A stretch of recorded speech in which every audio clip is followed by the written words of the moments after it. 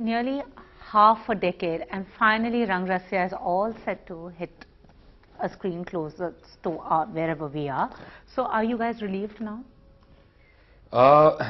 Yes, we are relieved, more than relieved, we are thrilled. Absolutely thrilled. That, because no work is complete unless it is, out for public consumption, especially any artwork. I also think it's the perfect time for the film to be released now, Yeah, don't you? Do you think like the timing was right? And even if it had come earlier, it would have been before its time. I could not agree more. But these days, with the new government coming in and everything, there's a new hope in our country. People are feeling that I might be somebody common and normal, but I can go and achieve greater heights. So there is an aspirational quality in the audience as such.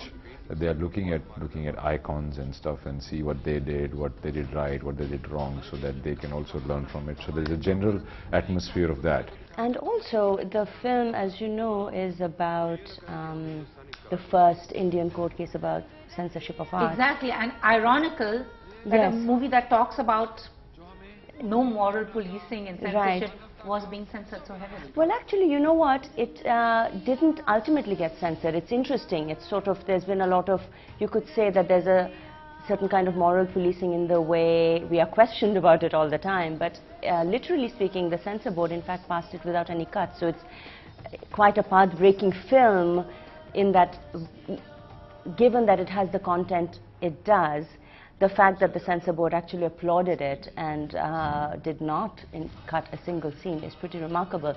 But speaking about moral policing, I think another reason why this is the perfect time for the film is, I think in the last few years, the whole sort of climate of intolerance in our country has really grown. Not just in our country, all over the world, in fact, but here, if you think about the number of times paintings are being thrown out of art galleries, such as leading art galleries such as the Jahangir Art Gallery. If you think about how personal liberties are being morally policed, like a woman expressing herself, doing just being herself in a bar with her husband can get assaulted for having made that decision. So the theme of moral policing is more relevant now than ever.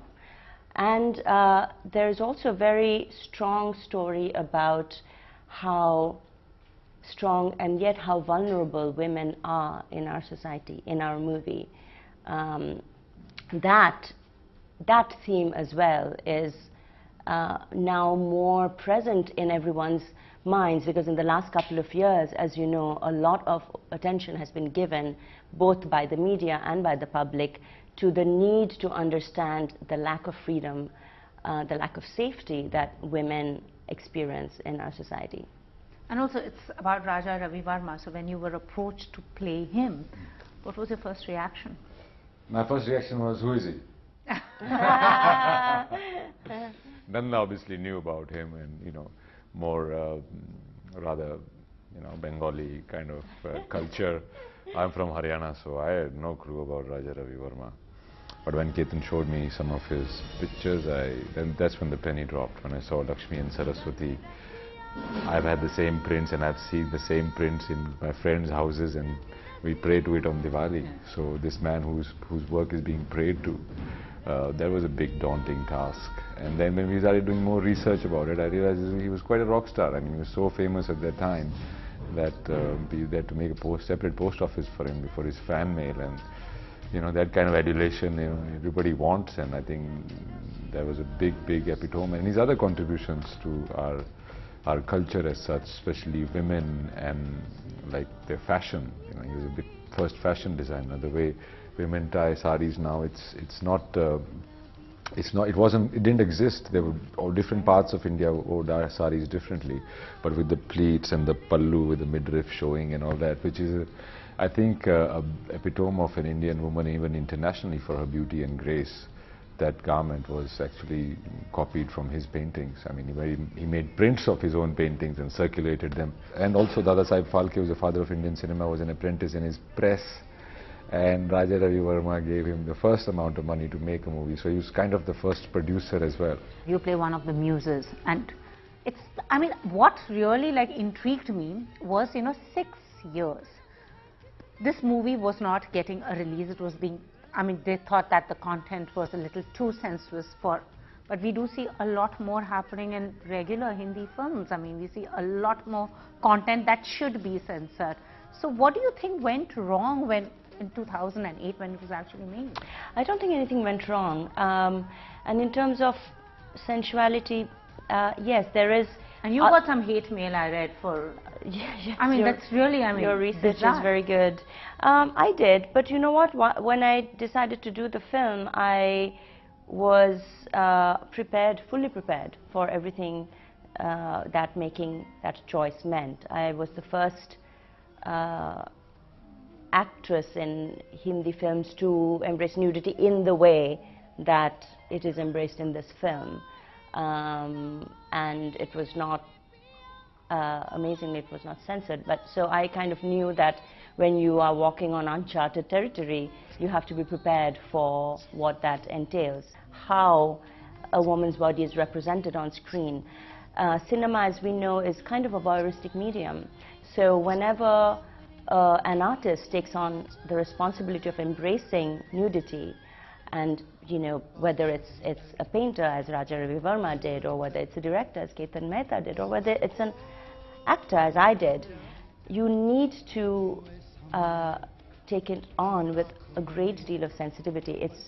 I would never be of the opinion that it's not a big deal. It is a big deal. And also, what do you make of these people? I mean, the censor board would have passed it, but there's always somebody or a group or a party that is going to raise its voice and become, you know, you are expecting it. Well, And but what do you think about these You know what I would self-proclaimed say? moral policemen or censor Well, bodies? that what come I up? would say is, I mean, the only, we are expecting it, but at the same time, I have a lot of trust in our audience. I think sometimes we just underestimate the intelligence of the audience. And I think we underestimate how much they want to see, as Randeep said, films that actually make you look at your life a little bit differently, you know. And I think this film does that. And when you see it, what my hope is and what I would request the audiences to do is to judge the film after they see it, not before. It's not about the acceptance of the audience. The audience, like whatever painting that M.F. Hussain was prosecuted for, or kind of, you know, thrown stones at, the common man never got to see it. I'm glad that you guys made this movie. And Randeep, 6 years ago you made this film. It's been a long journey as well. So now after Raja Ravi Verma, you're playing Charles Sobraj. Yes, I am. I mean, I'm playing Charles Sobraj, and it's a different accent and a different, you know, it's like something else altogether. It's a different spin that, you know, I've always liked transformational characters and learning new things for a character and all that. That's what drives me. Though this movie called Main or Charles, it's not a biopic. It is based on the investigating officer Mr. Kant's charge sheet given to us for that incident, where this man, along with a couple of others, walked out of the maximum security prison called Tihar Jail in India. Why he did it, how he did it, and what were the consequences, what the movie is about. It's not a biopic.